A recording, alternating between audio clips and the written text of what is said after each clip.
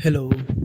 Hello और आज एक और नया एपिसोड के साथ उपस्थित हैं हिंदी घराना में मैं गौरव आदित्य।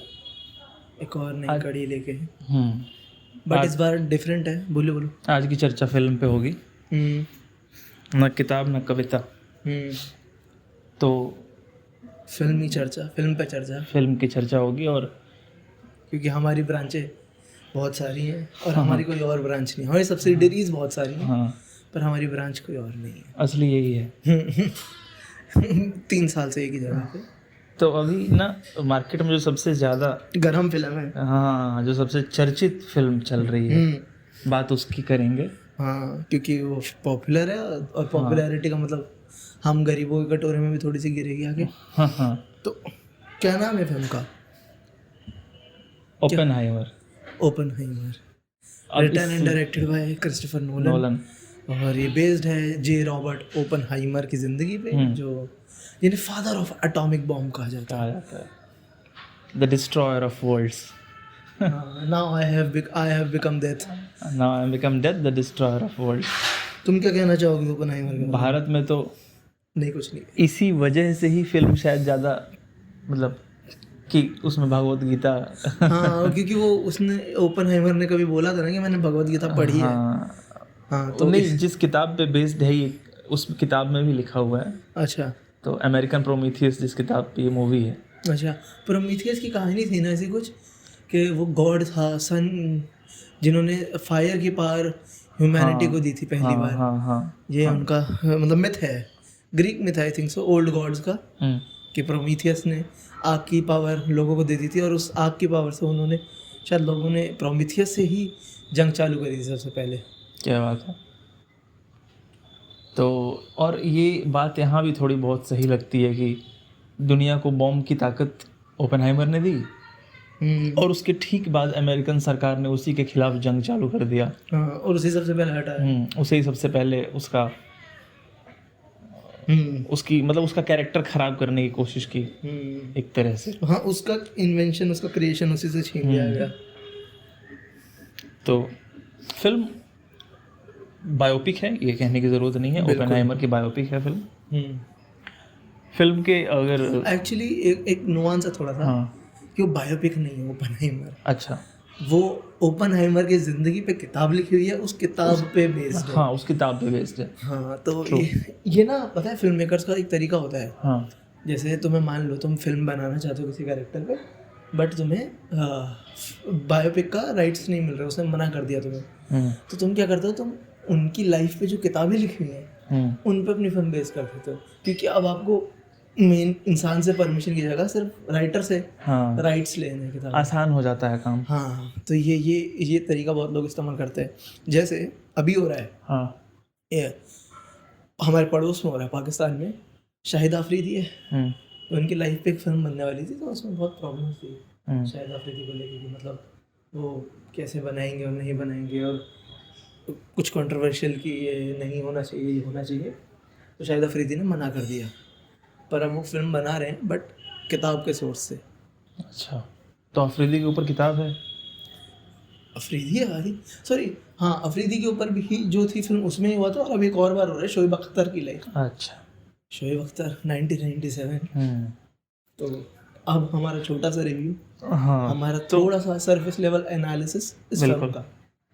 एक तो सबसे पहली बात, जो हमारे मूवी का हीरो है मर्फी, क्या सिलियन मर्फी, किलियन मर्फी या सिलियन मर्फी जैसे जिस पर, उसकी एक्टिंग बहुत जबरदस्त है, नो डाउट, कसम से। उसकी एक्टिंग, बाकी कुछ हो ना हो, उसकी एक्टिंग बहुत अच्छी है। हाँ, उसने लिटरली एम्बॉडी कर लिया उस कैरेक्टर को। हाँ, वो कहीं पे भी किलियन मर्फी नहीं लग रहा था। एग्जैक्टली, ओपनहाइमर था, जैसे हाँ वही चल रहा है, जैसे पोस्चर चेंज करना सब कुछ। हाँ, और बोलने का तरीका, रुक के कैसे कहाँ कहाँ पॉज, बहुत अच्छा किलियन मर्फी ने। इवन हर इमोशन बहुत 100% डिलीवर किया है उसने। हाँ, अच्छा, बहुत अच्छा एक्ट करा है, मज़ा आ गया। हाँ हाँ, उसकी परफॉर्मेंस के लिए किलियन मर्फी एक्टर तो अच्छा ही, अगर मतलब मैंने पीकी ब्लाइंडर्स वगैरह नहीं देखा है, बट हाँ, जैसे छोटे मोटे और जगह, जैसे डार्क नाइट में पहली 2 वाली में किलियन मर्फी, तो उन सब में देखा है। तो हाँ, एक्टर तो नो डाउट अच्छा और है। आयरिश एक्टर है, आयरलैंड का, तो अमेरिकन एक्सेंट पकड़ना वो भी इतना अच्छा,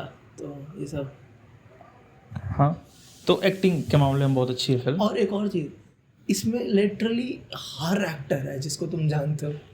हाँ, बेनी सैफडी है। बेनी सैफडी पता है कौन है? टेलर याद है जो अच्छा, हाइड्रोजन बॉम्ब का फादर। Edward Teller.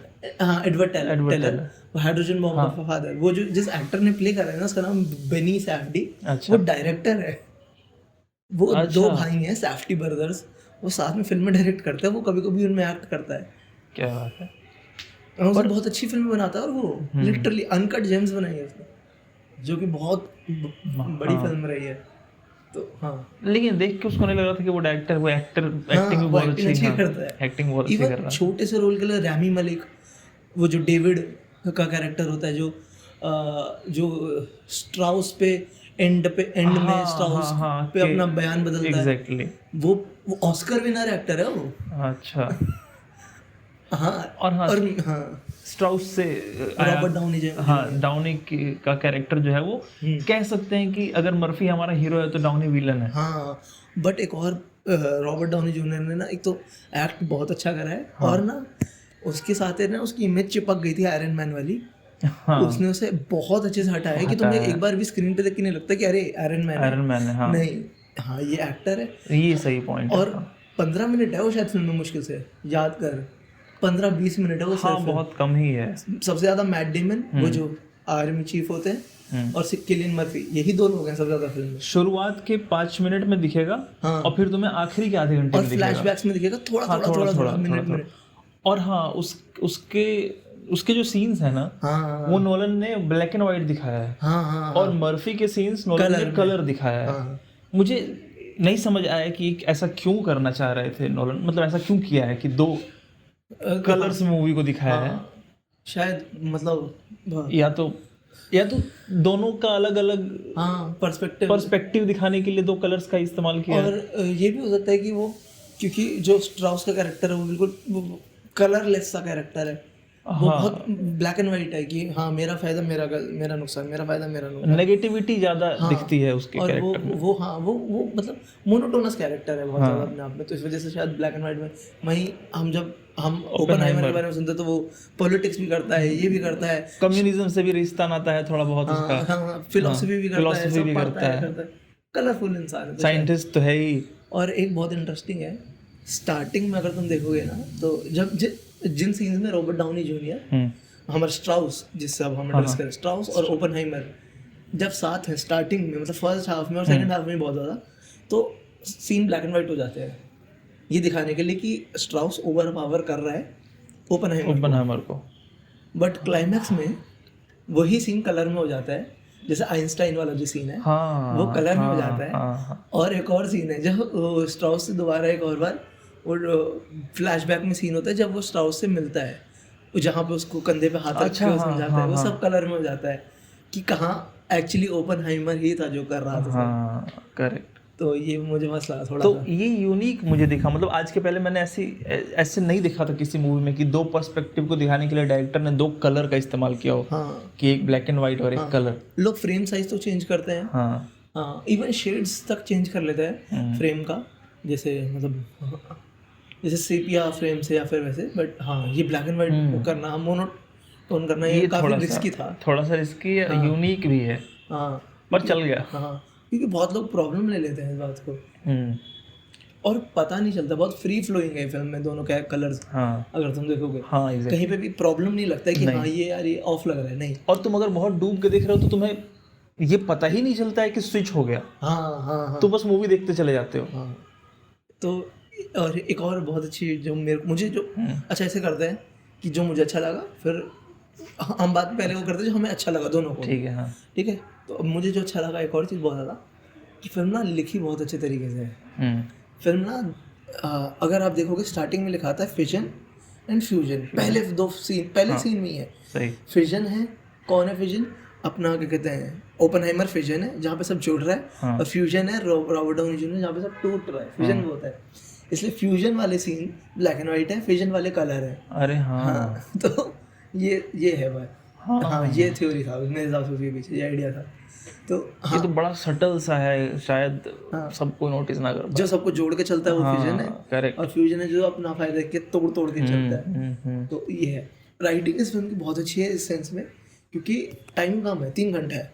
ओपनहाइमर का लाइफ बहुत बड़ा है, और हम बचपन नहीं जानते उसका, सही बात। हम उसका जवानी भी नहीं जानते, सिर्फ वो फेज जानते हैं जब बॉम्ब में काम कर, मतलब और फिल्म में दिखाया भी ऑलमोस्ट यही कि कॉलेज में जब वो पीएचडी कर रहे थे तब क्या थे, वो भी थोड़ा सा पार्ट में, बाकी पूरा बॉम्ब बनाने से और उसके बाद का पार्ट उसको 40 मिनट दिया है। ओपनहाइमर को कोई भी सिर्फ इसी वजह से ही जानता है और किसी कारण से नहीं जानता। ये मुझे अच्छा लगा कि उन्होंने टाइम खराब नहीं करा ये बताने के लिए उसका बाप कैसा था, उसकी माँ कैसी थी, और ये अच्छा बाहर में जाए साइड हो, मेन बात पे आते हैं, क्योंकि 3 घंटा है और लाइफ बहुत बड़ी है, और इस आदमी ने क्योंकि करा बहुत कुछ है ना, क्योंकि जिनकी उसकी लाइफ में इतना सब कुछ है, तो उसको स्क्रिप्ट में इतना फाइनली डाल देना और सब कुछ दिखाना। हाँ।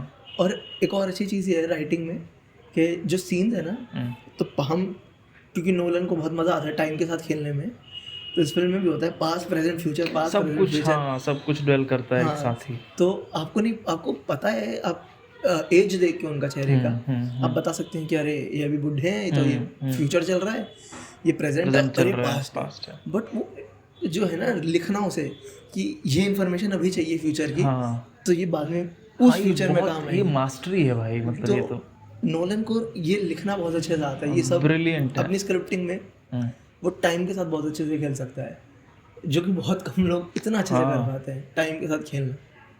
तो ये मुझे बहुत पसंद आया इस फिल्म में। एक चीज़ जो मुझे थोड़ी सी अजीब लगी, अजीब क्या लगी मतलब समझ नहीं आया, मुझे समझ नहीं आया, वो है ओपेनहाइमर का रिश्ता 2 लड़कियों के साथ।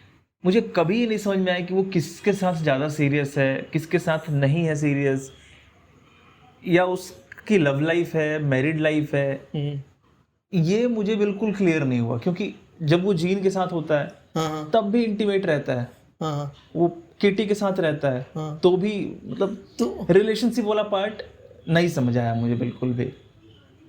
ओपेनहाइमर का रिलेशनशिप जो था, वो तो उसकी खुद की लाइफ ही कॉम्प्लिकेटेड होगी इस तरीके से कि मतलब उसके लव लाइफ इतनी कॉम्प्लिकेटेड होगी कि मतलब ऐसे समझना नहीं है। बट कहीं भी क्लियर कट नहीं पता चल पाया कि क्या है रिलेशनशिप, गोल क्या है इस इंसान का। वो शायद उसके शायद यही उसका शायद प्रॉब्लम रहा है ना, तभी तो उसके रिलेशनशिप्स इतने ख़राब चले दोस्तों के साथ भी और बाकी सबके साथ, क्योंकि वो बस वो होते हैं ना कुछ लोग की वो फिल्मों में नहीं होता बाकी कि अरे आर्टिस्ट है, मेरा काम तुमसे ज़्यादा इम्पोर्टेंट है।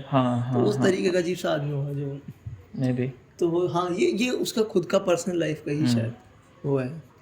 और क्या अच्छा लगा, और एक चीज़ जो बार बार आती है मूवी में वो है कि ओपेनहाइमर कहीं भी होता है, कलीग्स के साथ होता है, काम कर रहा होता है, नोलन उसके अंदर क्या चल रहा है ना ये भी साथ साथ दिखाते हैं, उसके मन में क्या चल रहा है। जैसे वो जब सो रहा होता है बेड पे, तो वो न्यूक्लियस के अराउंड इलेक्ट्रॉन्स की स्पिनिंग की इमेजरी सामने आती है, याद है? गोल गोल गोल गोल घूमना, उसे फिजन ही दिखता रहता है। वो स्टार्स को पूरा गैलेक्सी देख रहा होता है अपने दिमाग में, ये एटम्स का टूटना दिख रहा होता है। मतलब वो क्वांटम वर्ल्ड को एक तरह से देख रहा होता है अपने रियल लाइफ में भी। ये वाला पार्ट मुझे अच्छा लगा कि बंदा जो बाहर कर रहा है ना वो भीतर भी कर रहा है। और एक और चीज़ बहुत अच्छी है इस फिल्म की, साउंड डिज़ाइन, इसका बैकग्राउंड स्कोर और साउंड डिज़ाइन। पर शायद यहाँ के थिएटर में इतना अच्छा, हमारे वो थिएटर अच्छा नहीं था जिसने हमने देखी। बट स्टार्टिंग में थोड़ी प्रॉब्लम होती है साउंड डिज़ाइन में, क्योंकि स्टार्टिंग अगर पहला 10-15 मिनट में म्यूज़िक बहुत हाई हो जाता है और डायलॉग बहुत नीचे रह जाते हैं, तो आपको समझ ही नहीं आता है कि वो बोल क्या रहे हैं। बट वैसे ऑल ओवर अच्छा है, बहुत अच्छा है sound design. Even background music जो बना है, वो जो साउंड ट्रैक्स हैं ओपेनहाइमर के, वो बहुत अच्छे हैं। इवन जैसे वो क्लाइमैक्स है, स्पॉयलर्स, न्यूक्लियर बॉम्ब फट जाता है मतलब इतनी कोई अजीब स्पॉइलर नहीं है। और कौन नहीं जानता इस स्पॉइलर को, कौन नहीं जानता। और सक्सेसफुली फटता है, अगर क्योंकि सक्सेसफुल नहीं होता तो हम सब नहीं होते, और क्या तो इसमें ना एक बहुत मस्त है कि जो एक्सप्लोजन होता है और हम एक्सपेक्ट करते हैं, हमारी एक्सपेक्टेशन के साथ नोलन खेलता है कैसे ऑडियो के साथ, कि बॉम्ब एक्सप्लोड होता है और हमें साइलेंस हो जाता है और सिर्फ ओपेनहाइमर की सांसों की आवाज़ें चल रही होती है जो कि पेस अप हो गई हैं। ठीक है, तो वो चल रहा है और अभी कोई हवा नहीं आ रही है, कुछ नहीं, क्योंकि लाइट की स्पीड सबसे तेज है ना। हाँ है ना। तो साइंस के साथ और हमारे साथ क्या, और हम एक्सपेक्ट करें आवाज़ क्यों नहीं आ रही है, आवाज़ क्यों नहीं आ रही है ना। और पूरा थिएटर शांत था भाई। हाँ, सबकी सांसें रुकी हुई कि अरे क्या हो गया, पर आवाज़ नहीं आ रही है कुछ भी, एक्सप्लोजन की आवाज़ का है। और हमने एक्सपेक्टेशन सबने दिमाग में डाल रखी थी बहुत जोर से कुछ फटेगा, कुछ फटेगा फटेगा फटेगा। और सडन जब हम ये बात भूल जाते हैं ना, हाँ, कि साउंड आएगी नहीं आएगी, तब अचानक से साउंड देता है। हाँ, जो कि लगती है। हाँ, जो लगती है। हाँ, तो मतलब हमने जहाँ एक्सपेक्ट किया था और तैयार बैठे थे, हाँ, वहाँ साउंड नहीं आया। हाँ, पर जब हमने तैयारी छोड़ दी साउंड आने की, तब साउंड एकदम से लाइट हाँ एक्सप्लोजन के नीचे जा रही है, तब साउंड आया। नहीं आया शायद, इसने काट दिया, एग्जैक्टली ऑडियो काट दिया, है ना, ज्यादा क्रिएटिव हो रहा था, बट नहीं सर तभी बैंग आता है। और साथ साथ साइंस भी उसने दिखाया हाँ, कि लाइट ट्रेवल्स फास्टर, हाँ, साउंड बाद में आएगा पीछे पीछे। और तुम तो जब न्यूक्लियर एक्सप्लोजन करो तो पक्का साउंड बैरियर तो टूट ही रहा है, हाँ तो और टाइम लगेगा तुम्हें आने में। तो ये सब बहुत मस्त है। अगर बट हाँ, ये शायद अच्छे पार्ट से, सिनेमाटोग्राफी अच्छी थी, सब कुछ अच्छा था, ये सब शायद और अच्छा क्या लगा, वरना क्रिटिसिज्म की तरफ चलेंगे फिर। क्रिटिसिज्म तो मैं पता नहीं कर पाऊंगा कि नहीं, पर हाँ एक चीज़ जो मैंने ऐसे लिखी है नोट्स में अपने, कि ह्यूमन नेचर के ऊपर, कि हम पावर अगर ह्यूमंस को दे दें तो उसका पहले गलत इस्तेमाल करते हैं, बाद में सही के बारे में सोचते हैं। जैसे न्यूक्लियर एनर्जी का अब हमने सही इस्तेमाल करा है इलेक्ट्रिसिटी के लिए, वरना सबसे पहले जो इस्तेमाल करा वो तो दूसरे को मारने। हाँ, वो तो सबको पता है हिरोशिमा नागासाकी के साथ क्या हुआ। और इवन मुझे नहीं पता था कि इन्होंने लिटरली पहला डेमोन्स्ट्रेशन करा, पहला टेस्ट करा, और सडनली एक हफ्ते बाद ही दूसरी बम फेंक दिया उन पे। हाँ, तुरंत एक हफ्ते के अंदर जैसे तैयार बैठे थे। हाँ, जुलाई लगा, टेस्ट हुआ, 5 को फेंक दिया नागासाकी हिरोशिमा पे। मतलब जैसे इंतजार कर रहे थे बस बने और इन पे फेंक दिया, जबकि वॉर खत्म हो गई थी ऑलमोस्ट। और शायद यही इंटेंशन भी था बनाने का, क्योंकि तुमने देखा कि कितने एफर्ट्स डाल रहे थे, अमेरिका कितना एफर्ट डाल रहा था कि जल्दी बने। $2 बिलियन का खर्चा। हाँ, उस टाइम में वो भी 47 में। हाँ, अगर इसका कॉन्ट्रास्ट करें, शायद जब हम आज़ाद हुए थे तो भी हमारे पास टोटल 2 बिलियन नहीं था शायद। हाँ तो इतना खर्चा, एक नया शहर बसाना, उस काम के लिए इतने डेडिकेशन, इतने सारे साइंटिस्ट उठा के लाना, ये सब। तो ये तो जाहिर है कि इतनी डेडिकेशन सिर्फ इसलिए नहीं है कि भाई हम साइंटिफिकली एक्सेल करना चाहते हैं ना, इसलिए तो नहीं है, कुछ और मकसद रहा है इवन। हाँ, और वो सब इसमें एक अच्छा ये है कि वो जो अमेरिका की पॉलिटिक्स है ना, उसे बहुत अच्छी तरीके से दिखाया है कि कैसे जर्मन से भी लड़ना है, जापान से भी लड़ना है, सही, और रशिया जो अलाय है हमारा, उससे भी लड़ना है, यूएसएसआर से भी लड़ना है।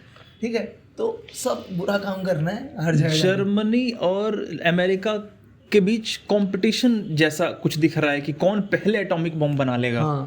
हाँ, और एक अगर तुम्हें याद हो, स्टार्टिंग में थ्रोवे लाइन थी कि हिटलर बम बना ही नहीं सकता, क्यों? क्योंकि वो क्वांटम साइंस को जूश साइंस कहता है, तो उसका इग्नोरेंस ही उसे मारेगा। जब तुम्हें पता है कि वो नहीं बना सकता, तो तुम पहली बात तो रेस किससे लगा रहे थे? सही बात है।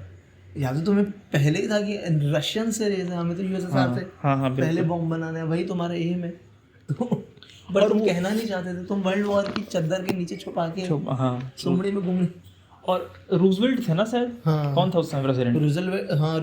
रूजवेल्ट ही थे या थियोडोर, जो भी हो। तो उनसे जब मिलने जाता है ओपेनहाइमर ऑफिस में, ट्रूमन नाम था शायद, जब मिलने जाता है तो वो भी कहते हैं ना, कितना इग्नोरेंस है उस कैरेक्टर में। वो कह रहा है कि बना ही नहीं सकता रशिया कभी।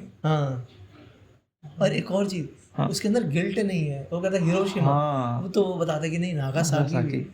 एक ही बात है, गिल्ट ही नहीं है, हमने पूरे सिविलाइजेशन को खत्म कर दिया, क्या होगा? लाखों लोग मार दिए, 1.5-2 लाख। ऊपर से मजाक करता है, वो कहता है कि मैं अपने हाथ पे खून महसूस कर सकता हूँ, तो रुमाल निकालता है, कहता है ये साफ कर ले, और ये कहता है कि मैंने बॉम्ब डाला है। प्राउड है बंदे को अपने ऊपर कि खून तो मेरे हाथ में होना चाहिए, तुम्हारे हाथ में कैसे? और जब उसे निकालता है तो कहता है कि don't let this cry baby again in my office. तो ये सब बहुत अच्छे से दिखाया है अमेरिकन पॉलिटिक्स को, कि इवन कोर्ट रूम ड्रामास होते हैं, हम सब ने देखे हैं कि कोर्ट लगा हुआ है और दलीलें हो रही हैं। यहाँ पे कोर्ट नहीं है, यहाँ पे एक छोटा सा कमरा है, और वो तो शायद इंटेंशनल है। हाँ, वो एक्चुअली हाँ वो इंटेंशन वो जो स्ट्राउस है हाँ उसका प्लान का पार्ट है, बट मैं जो कह रहा था डायरेक्शनल उससे क्रिस्टोफर नोलन के कि अब मान लो एक अगर हम कोई और डायरेक्टर करता तो शायद इस तरीके से नहीं करता जिस तरीके से उसने करा कि एक छोटा सा कमरा है, उसमें इंटरव्यू हो रहा है उसका, उससे क्वेश्चंस पूछे जा रहे हैं और लोग आके बता रहे हैं उसके बारे में, बट नोलन उसे शूट करता है कोर्ट रूम ड्रामा की तरह कि दो वकील हैं और वो लड़ रहे हैं, कोर्ट की तरह कुछ चल रहा है, जबकि कोर्ट नहीं है, कभी वो कोर्ट नहीं होता, जबकि वो अपने मुंह से 2-3 बार कह देते हैं कि दिस इज नॉट कोर्ट, खुद भी कहते हैं वो। ये बस एक मीटिंग है, ये सिर्फ एक इंटरव्यू है आपकी सिक्योरिटी को लेके, आपके क्लियरेंस को लेके, दैट्स इट। बट उसने इतना इंटरेस्टिंगली शूट करा उसे कि आपको कोर्ट रूम ड्रामा जैसा वो फील होता है, तो ये बहुत अच्छी बात है इस फिल्म की, मुझे काफ़ी अच्छी लगी। पहले नहीं, जब उठा था ना तो मुझे लगा मज़ा नहीं आया। इसके पीछे एक वजह है जो मुझे लगी, क्या? कोई भी ये मूवी देख के ना थोड़ा सा अगर बुरा फील करता है कि यार मज़ा नहीं आया बाहर निकल के, तो इसके पीछे एक रीज़न है जो मैंने महसूस किया, वो ये है कि पूरी मूवी सिर्फ कन्वर्सेशन से भरी हुई है। हाँ वो तो हाँ, मतलब तुम एक सेकंड के लिए भी ये नहीं कर सकते कि तुम थोड़ा सा अपना दिमाग कहीं और लगा लो और कुछ मिस ना हो, कुछ मिस हो जाएगा। अगर तुम 1 मिनट के लिए भी फोकस्ड नहीं हो तो तुम कुछ मिस कर दोगे। पूरी मूवी बातचीत से भरी हुई है, ये एक हो सकता है बोरिंग या और इवन एक और चीज़ है कि ना, एक और चीज़ ये है कि लोग एक्सपेक्टेशन से कहते हैं कि इसमें फिजिक्स होगा बहुत सारा, ये सही वो बताएंगे कि बॉम्ब कैसे बना, बट पूरी फिल्म में बात ही कभी नहीं होती, जो कि अच्छी नहीं है। मतलब थोड़ा न्यूक्लियर साइंस होना चाहिए था। इवन याद है वो सारे सीन्स है, ऐसा लगता है कट आउट है, गलत है, जो कि ओपनहाइमर पेन चौक उठाता है, बोर्ड घुमाता है और लिखना चालू करता है, पढ़ाना चालू करता है, बीच में कट जाती है बातें। वो ये बता रहा था कि क्वांटम के बारे में, ब्लैक होल एग्जैक्टली की डिस्कवरी, जैसे वो पहले जब थ्योराइज कर रहे होते हैं ब्लैक होल, जब वो पहले स्टूडेंट से शुरू। अच्छा कितना इंटरेस्टिंग है ना कि अमेरिका जाता है, बर्कली में से सिर्फ एक स्टूडेंट मिलता है क्वांटम फिजिक्स पढ़ने के लिए, डिपार्टमेंट चालू करता है वहाँ पे क्वांटम फिजिक्स, एक स्टूडेंट के साथ शुरू करता है वो क्वांटम मैकेनिक्स, और उस स्टूडेंट से जब बातचीत कर रहा था पहला सवाल पूछता है कि लाइट क्या है, वेव है कि पार्टिकल है।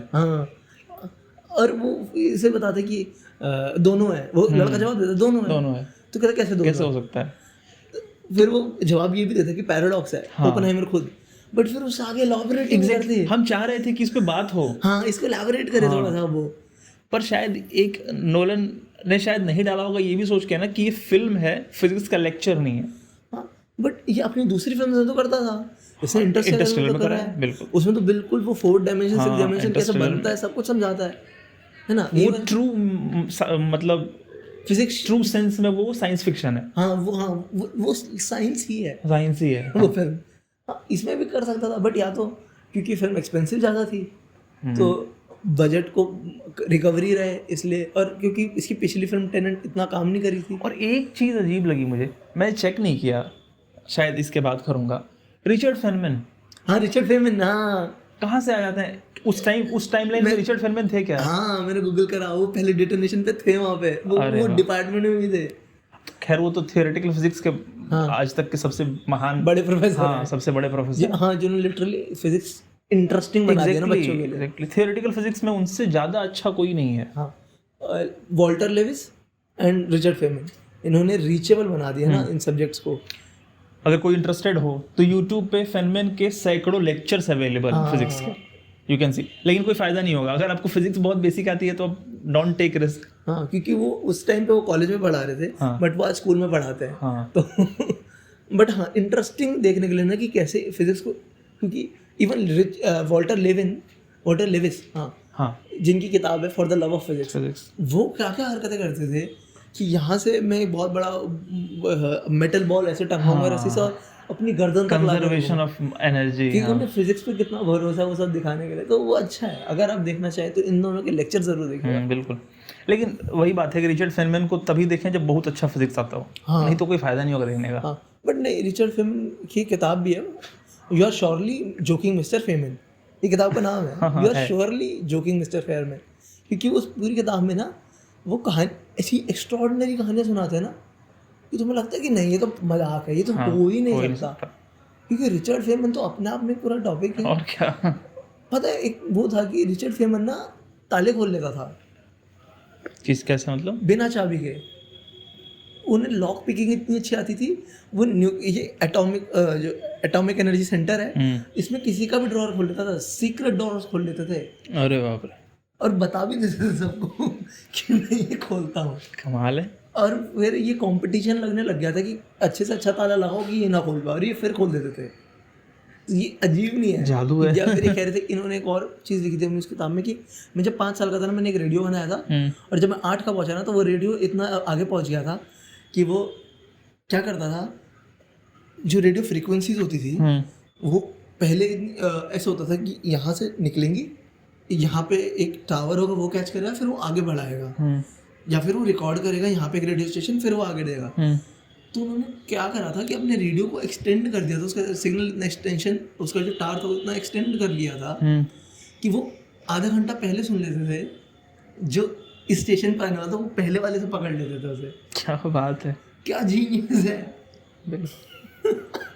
8-10 साल में क्या कह सकते हैं, मतलब हाँ। अच्छा, इस जीनियस वाले पॉइंट पे आते हैं। याद है जब वो जनरल मिलता है ओपेनहाइमर को? हाँ, मैट डेमन। हाँ, उस एक्टर का नाम मैट डेमन है। अच्छा हाँ, तो वो जब आता है तो उसकी बुराई कर रहा होता है, ओपेनहाइमर के बारे में कहता है कि सब तो तेरे बारे में सब बुरा बोलते हैं। हाँ, तो वो ओपेनहाइमर कहता है कि एटलीस्ट तुम ये तो स्वीकार करोगे कि मैं ब्रिलियंट हूँ। तो कहता है कि नहीं, क्योंकि तुम्हारी कम्युनिटी में ब्रिलियंस फॉर ग्रांटेड लिया जाता है। कहता है ना कि तुम्हारी कम्युनिटी में ब्रिलियंस को गुण नहीं मानते, वो तो सभी है, वो है ही, वो सब है। हाँ, वो सब है। हाँ, तो ओपेनहाइमर, रिचर्ड फेरमैन, ये सब तो ब्रिलियंस हैं। और अगर आपको फिजिक्स में इंटरेस्ट है ना, और आपने किताबें वगैरह पढ़ी हैं या इन लोगों के बारे में पढ़ा है, तो आपके लिए मार्वल फिल्म जैसी है। हाँ। अरे ये इसे तो मैं जानता हूँ। Exactly. अरे हाँ, फेरमैन को हमने देखा तो साथ में क्लाइमैक्स में हमें पता चलता है कि ये एक्टर फेमन है। जब वो उसे चश्मा ऑफर कर रहे होते हैं, welding sheet, welding glass offer कर रहे होते हैं, कहते नहीं मैं गाड़ी में खुश हूँ, और वो कहता है ओके मिस्टर फेमन। अरे रिचर्ड फेमन। मुझे विश्वास नहीं पता कि पता नहीं थे कि नहीं थे। तो ये बहुत इंटरेस्टिंग है कि अगर आपको फिजिक्स में मजा आता है ना, तो आपको मार्वल फिल्म में फिर तो कि अरे ये मेरे फेवरेट फिजिक्स का नाम लिया इन्होंने। पर अब फिजिक्स की बात आई तो मैं एक बात और कहना चाहूँगा कि फिजिक्स में कुछ कन्वर्सेशंस ऐसी हैं ना मूवी में, हाँ, जो समझ नहीं आती हैं। जैसे आइसोटोप्स की बात जब करते हैं वो लोग, वो बहुत वेगली करते हैं। और तो ना आप या तो आप साइंटिस्ट ही हो तो शायद आप समझ जाएं कि क्या बात हो रही है। आम जनता को तो समझ, क्योंकि मुझे तो नहीं आई। वो देखो इतना पार्ट मुझे समझ आता है कि हाइड्रोजन का जो आइसोटोप है ड्यूटेरियम, उसकी बात कर रहे हैं कि वो स्टेबल नहीं होता इतना, उसको एनर्जी देंगे तो वो फट जाएगा, वो ठीक है। बट उसके बाद पता नहीं क्या बोलते हैं। हाँ, अजीब बहुत बड़े कुछ सारे शब्द बोलते हैं, बहुत वेगली बोलते हैं, और आगे बढ़ जाते हैं। और जहाँ वो कन्वर्सेशन आता है इम्प्लोजन का, और उस फोर्स को कौन मैनेज करेगा, तो कहता है फ्यूजन कराना पड़ेगा, फिर आइसोटोप, ये सब थोड़ा सा आउट ऑफ वो चला जाता है, ऊपर से निकल जाता है कि क्या बातें हो रही हैं। हाँ, इवन यही सब पार्ट। और एक और होता है कि बहुत चीज़ों पे ध्यान नहीं दिया है मेरे हिसाब से, मतलब मजा से समझाया नहीं। 20-25 मिनट और ले लेते, और लंबी कर लेते तो। जैसे एक सीन है जिसमें वो इग्निशन अभी डिसाइड कर रहे हैं कि बॉम्ब को इग्नाइट कैसे करेंगे।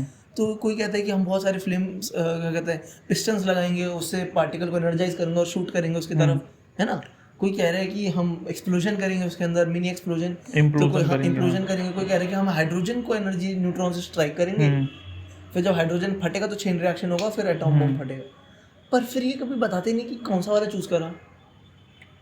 मतलब हाँ, ये मूवी में नहीं बताते हैं। वैसे तो अगर कोई बाहर से पढ़ा हो किताब तो पता है कि प्लूटोनियम को चूज करा था। हाँ, प्लूटोनियम नहीं, वो करा था। मैं इग्निशन की बात कर रहा हूँ। हाँ, कि कौन सा इग्निशन सिस्टम यूज करा था प्लूटोनियम बॉम्ब को फोड़ने के लिए। इवन ये तक क्लियर नहीं करता कि प्लूटोनियम बॉम्ब था या फिर यूरेनियम बॉम्ब। हाँ, क्योंकि चर्चा 3-4 के बीच में हो रही होती है, और वो हिसाब तो दोनों को लगा रहे होते हैं कि यूरेनियम हमने इतना निकाल लिया 2 साल में, इतना निकाल लिया प्लूटोनियम, और से हमने एक्सट्रैक्ट कर लिया, बट कभी भी क्लियर ही नहीं करते। तुम ये सोचो कि उस टीम में बैठ के जो टीम एटम बॉम्ब के ऊपर काम कर रही है और जो यूरेनियम या प्लूटोनियम यूज करना चाहती है, उस टीम में एक ऐसा बंदा बैठा है जो उस टीम के साथ काम कर रहा है, पर वो एक अपना अलग कुछ बनाना चाहता है। वो डेविड टेलर, एडवर्ड टेलर, वो हाइड्रोजन, और वो प्रस्तावित भी करता है कि मैं तुझे कह रहा हूँ कि हाइड्रोजन यूज कर लेते हैं। तो फिर वो एक्सप्लेन करता है, और वो कहता है कि हम छोटा सा एटम बॉम्ब बनाएंगे, उस एक्सप्लोजन से हाइड्रोजन बॉम्ब फटेगा। हंसी आई थी इतनी तेज मुझे इस सीन पे, क्या पागलपंती है। हाँ, तो मतलब हमें एटम बॉम्ब तो बनाना ही पड़ेगा। हाइड्रोजन बॉम्ब के लिए। लेकिन हाँ वो बंदा सक्सेसफुल बाद में बना लेता है वो hydrogen bomb. Father of hydrogen bomb कहता है, और हाइड्रोजन बॉम्ब लिटरली मतलब बेस्ट है इन सब में। बाप है एटम बॉम्ब का। हाँ सबसे ज़्यादा डैमेज और सबसे ज़्यादा एनर्जी रिलीज करता है। खतरनाक है। और सबसे अगर देखा जाए, अगर मतलब ऐसी रैंडम बात कर रहा हूँ मैं, और अभी क्रिटिसिज्म पे आ जाएंगे हम, बट देखा जाए atomic energy, nuclear energy best है हमारे लिए, बिकॉज लिमिटेड नहीं है ना।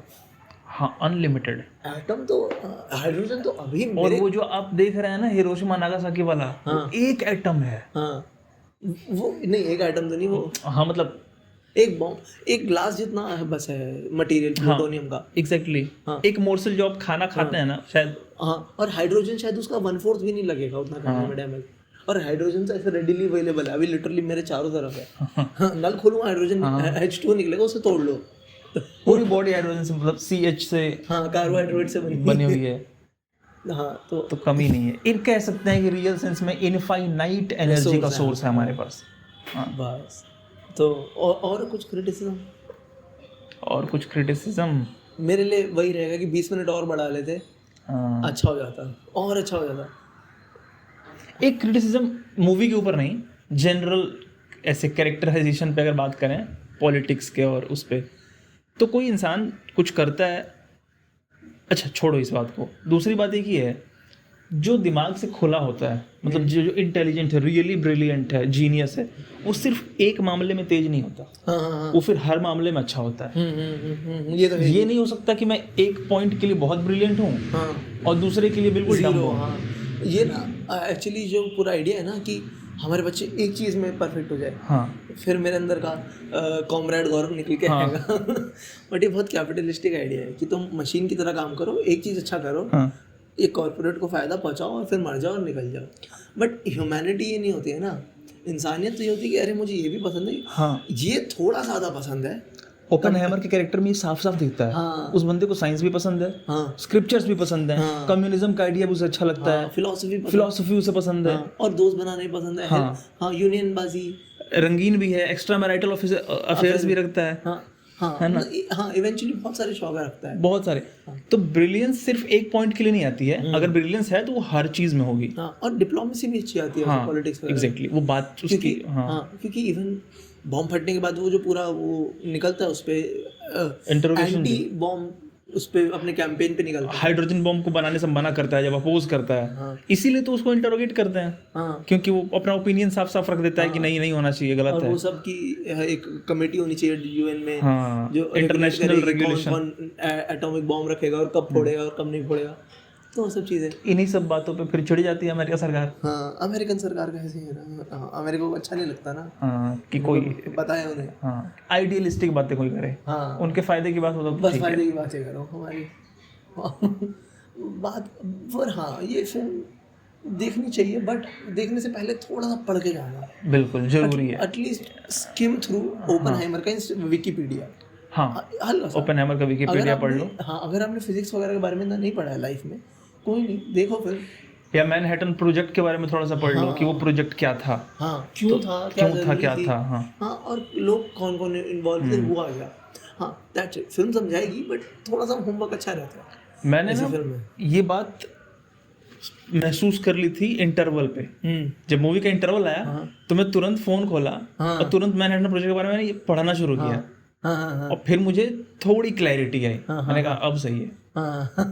इवन ये जो चीज़ है ना, फिल्म का ना समझ आना है बहुत लोगों के साथ हुआ, क्योंकि तो ज़्यादा थिएटर में से बहुत लोग उठ के चले गए थे। लोग अगल बगल में मेरे सो रहे थे भाई, मेरे बगल वाले लोग सो रहे थे। अच्छा, हाँ, अरे पता है मैंने क्या देखा, ऐसे करते हुए सर, ऐसे जो होता है ना नींद में जो हम ऐसे सर इधर उधर झपकते हैं, वो करते हुए देखा मैंने बगल वाले को। अरे हाँ, तो वही है ना, क्योंकि आइडिया ही नहीं है ना, क्योंकि हिस्टोरिकल फिक्शन है, हिस्टोरिकल फिल्म है ना, हिस्ट्री पे है और हिस्ट्री पे है, साइंस पे है, तो फिर और अमेरिका की हिस्ट्री और साइंस है, हमारे यहाँ से लेना देना भी नहीं इतना, तो हमारा समझ पाना, ग्रास्प कर पाने में थोड़ा सा मेहनत ज़्यादा लगेगी। और दूसरी बात ये कि मूवी जैसे बनाई गई है, जैसे कि पूरी मूवी में सिर्फ कन्वर्सेशंस होते हैं, और कन्वर्सेशन लोकल लोग नहीं कर रहे हैं, साइंटिस्ट्स और बड़े बड़े पॉलिटिशियंस के बीच का कन्वर्सेशन है, तो वो नॉर्मल बातें तो है ही नहीं। और डायलॉग्स भी लिखे उस हिसाब से ही है, भारी भारी वर्ड्स, ऊपर से इंग्लिश, हाँ, और हम इंडियंस, और एक्सेंट भी बाहर एक्सेंट अमेरिकन, ये सब मिला जुला कर ऐसा सिचुएशन क्रिएट करता है। गुजराती। ये सब मिला जुला के ऐसा सिचुएशन क्रिएट करता है तो मूवी देखने के लिए 100% एक्टिव और फोकस्ड रहना पड़ेगा। हाँ, और बहुत सारी बातें क्योंकि डिलीवर बातों में हो रही है, कन्वर्सेशंस में, हाँ, सब कुछ ऑलमोस्ट सारी इन्फॉर्मेशन के थ्रू दी जा रही है। You can't miss a minute. हाँ, क्योंकि और देखा जाए ना, ये रूल होता है फिल्म्स का कि शो डोंट टेल। हाँ, बट नोलन यहाँ पे मोस्टली बहुत उल्टा सब कुछ करते बता रहे हैं। हाँ, कि बहुत सारा टेल करते हैं और शो बहुत कम करते हैं, जो कि ठीक है, आर्टिस्टिक इंटेग्रिटी है उनकी, जो वो नया करना चाहते हैं करें। मैंने इस मूवी को देखते 3 घंटा जब मैं देख के उठा तो मेरी आंखें जल रही थी, क्योंकि मैं पलके भी नहीं झपका रहा था, क्योंकि अगर झपकाता तो शायद कुछ मिस हो जाता और फिर समझ नहीं आती मूवी। आंखें जल रही थी मेरी। क्या कर सकते हैं, पर जरूरी था, पैसा खर्च किया था। हाँ, बट हाँ, एक सजेशन है, अगर आप देखने जाएं तो थिएटर अच्छा चूज़ करिएगा, प्लीज, और सीट अच्छी चूज़ करिएगा, क्योंकि इस फिल्म में बहुत सारे एक्सपीरियंस, साउंड और लोकेशन और स्क्रीन पे है। हमारी स्क्रीन इतनी अच्छी नहीं थी और साउंड भी अच्छा नहीं था। टीवी था एक तरह। हाँ, ऐसा लग रहा था होम थिएटर पे देखिए हमने, जो कि मज़ा नहीं आया। छोटा सा स्क्रीन था, पता नहीं आईनॉक्स से ऐसी उम्मीद नहीं थी, मतलब ऐसा लग रहा था कि लोग घरों में होते हैं इतना बड़े टीवी। हाँ, हमें बिठा दिया, गांव में लोग धोती टांग के और प्रोजेक्टर पे मूवी चला देते हैं, क्रिकेट देखते हैं ऐसे लोग, कपड़े चद्दर टंगा के, वैसा कुछ लग रहा था। बस साफ था उससे दिखने में। आईनॉक्स नहीं है ना यहाँ, हमारे आसपास तो नहीं है आईमैक्स। साकेत वगैरह में दिल्ली में तो एक दो जगह, एक दो ही है पर आईमैक्स दिल्ली। इधर शायद ना हो, वडोदरा में होगा पर इधर दूर होगा थोड़ा, फतेहगंज वगैरह, ये थोड़ा महंगा एरिया है, वहाँ होगा। हाँ, बट आईमैक्स थोड़ा महंगा पड़ता है, ले सको तो ले लेना। और हाँ, अगर पैसे खर्च करना चाहो, एक्सपीरियंस इतना मैटर तो बहुत बढ़िया है, तो फिर आईमैक्स लो। अगर आपको एक्सपीरियंस मैटर करता है तो आपको देखना है, बिल्कुल। और अगर आप सिर्फ फिल्म के लिए देखने जा रहे हो ना कि हाँ मैंने देखनी है, तो चले जाओ फिर ऐसे ही। मुझे लगता है हमारे सारे पॉइंट्स कवर हो चुके हैं। हाँ, सब कवर कर लिया हमने ऑलमोस्ट। हाँ, सब कुछ ही तो देख ले, अच्छी फिल्म है, और कम ही ऐसी अच्छी फिल्में बनती हैं, कई सालों में टाइम लगता है। और नोलन की मूवीज अच्छी, तुम भरोसा करके जा सकते हो, भरोसा कर सकते, एक अच्छा नाम है। इंसेप्शन देख लो, इंटरस्टेलर देख लो, सब। डनकर्क मेरी फेवरेट नोलन फिल्म है, बहुत बढ़िया। तो अच्छा, एक चीज़ पे थोड़ा सा बात करते हैं। देखो, अगर ठीक कंफर्टेबल रहेंगे तो हम बात करेंगे, वरना काट देंगे। विच वाज जो अभी प्रॉब्लम हो रहा है, कंट्रोवर्सी हुई है इस फिल्म की, जो है दैट गीता वाला सीन। तो तुझे क्या लगा? देखो, नहीं बोलना है, नहीं, बिल्कुल बोलेंगे भाई, क्यों नहीं बोलेंगे। जो बातें जरूरी हैं, जो अपना ओपिनियन तो रखेंगे ना, अपना ओपिनियन तो रखेंगे। हमारी लिमिटेड सोच है, और हम अपनी सोच के हिसाब से ही बात करते हैं। सच और झूठ दोनों हो सकती है, सही और गलत दोनों हो सकती है। बिल्कुल, मेरा ये मानना है कि जितने भी स्क्रिप्चर्स हैं, इंक्लूडिंग गीता या उपनिषद या वेद, या दुनिया के कोई भी, मैं सिर्फ भारत की बात क्यों करूँ, बाहरी भी, बाहरी सभ्यता के भी जो स्क्रिप्चर्स हैं, इन सब का पर्पस क्या है, गोल क्या है? एनलाइटनमेंट बहुत कंटामिनेटेड वर्ड है। अगर सदगुरु को तुम्हारे ब्रेन को एक्सपेंड करना, तुम्हारे नॉलेज को एक्सपेंड करना, तुम्हारे ब्रेन को एक्सपेंड करना, तुम्हें एक बेहतर इंसान बनाना, तुम्हारे पर्सपेक्टिव को रिच करना, तुम्हारा परसेप्शन क्लियर करना, दुनिया के प्रति, लोगों के प्रति, समाज के प्रति, सबके प्रति, मतलब तुम्हें ज्यादा इंटेलिजेंट बनाना, सोल पर्पस है स्क्रिप्चर्स का। तो ये तुम खाना खाते हुए करो, या सोते हुए करो, या किसी विशेष पोस्चर में करो, उसका जो टारगेट, उसका जो गोल है वो पूरा होना चाहिए। ठीक है? अगर ये दिखाया होता ना कि उस किताब के पन्ने को फाड़ के उस पर कुछ खाया जा रहा है, तो मैं भी कहता कि ये तो गलत दिखाया है, ये तो गलत दिखाया। पर बंदा अगर पढ़ रहा है, डिस्कशंस कर रहा है, तो डजंट मैटर कि वो क्या एक्टिविटी उस समय कर रहा है। चलो, वैलिड। हम खाना खाते समय चर्चा करते हैं ना किसी बात पे, तो खाना खाना एक एक्टिविटी है। हम नहाते समय दिमाग में कुछ ना कुछ सोचते हैं ना। क्या नहाते समय किसी के दिमाग में भगवान का ख्याल कभी नहीं आता ही है? क्या जब हम टॉयलेट की सीट पे बैठे होते हैं तो कोई कह सकता है विश्वास के साथ कि मुझे भगवान का ख्याल कभी नहीं आता? या फिर कहाँ कोई किताबें पढ़ते हैं लोग टॉयलेट पे बैठ के, और दूसरी किताबें पढ़ते हैं, बट हाँ न्यूज़पेपर तो पढ़ते हैं। किसी भी एक्टिविटी से, किसी किताब ऐसे नहीं हो सकता कि कोई एक्टिविटी करते हुए मैं कुछ कर ना सकूं, कुछ पढ़ ना सकूं। ये तो ऐसी बेकार की बात है। और मुझे जो लगा दैट वो शायद, पता नहीं ऐसा हुआ भी था कि नहीं हुआ था रियल में, वो डायरेक्टर का अपना पर्सपेक्टिव है हाँ। और उसको जो सही लगा उस टाइम पे कि हाँ शायद ये वहाँ पे डालना। बाकी हम जानते भी नहीं ना कि वो क्या हाँ, इंटेंशन और नोलन बेटर बता सकता है कि उसने किस इंटेंशन से और क्यों डाला उसको, क्योंकि ऐसे लोग बहुत सोच के चीज़ें करते हैं। एग्जैक्टली ऐसे नहीं बहुत सोच के सीन्स डालते हैं, तो कुछ रीज़न ही होगा उसके हिसाब से। और नोलन की 50 इंटरव्यूज इस मूवी के ऊपर पड़ी हैं। हाँ अगर कोई इंटरेस्टेड है जानने के लिए क्या इंटेंशन रहा हो तो देख ले, शायद उसने बोला हो कहीं। हाँ, या फिर पोस्ट रिलीज बोला हाँ हो सकता है। या अभी कुछ स्टेटमेंट वगैरह आ जाएगा ज़्यादा शोर हुआ तो, बाकी पता चल जाएगा। तो बाकी मेरा यही है। मुझे भी मुझे मतलब इतना कुछ फर्क नहीं, मतलब मुझे ठीक था, मतलब हाँ क्या है, मतलब मुझे ऐसा कुछ नहीं लगा कि हाँ ये बहुत कुछ गलत हो गया। नहीं, अगर इसको थोड़ा सा डिसरिस्पेक्ट नहीं हो रहा ना किसी का भी, तो इवन वो किसी भी किताब का हो मेरे लिए तो। हाँ भाई, किसी और डिसरिस्पेक्ट की बात नहीं है, मतलब मेरा ओपिनियन जो था वो अभी भी वही है कि किताब का पर्पस सॉल्व होना चाहिए। That's all. मान लो कोई बंदा है ABC, वो इसकी खिलाफत करता है, और कोई बंदा है XYZ जो ये कर रहा है, तो ABC XYZ की खिलाफत कर रहा है कि भाई ये XYZ ना गलत काम कर रहा है। XYZ ने वो किताब पढ़ी, कुछ भी करते हुए पढ़ी, और उस किताब का पर्पस सॉल्व कर लिया। मतलब उस किताब को समझ लिया, उसको अपने लाइफ में इम्बाइब कर लिया।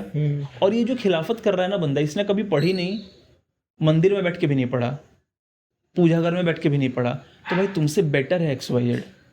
हाँ, बट चलो हम ऐसा, हाँ मतलब सिर्फ पढ़ना ना पढ़ना नहीं है, हाँ वो भी है कि तुमने क्या समझा, तुमने किस पर्पस से समझा।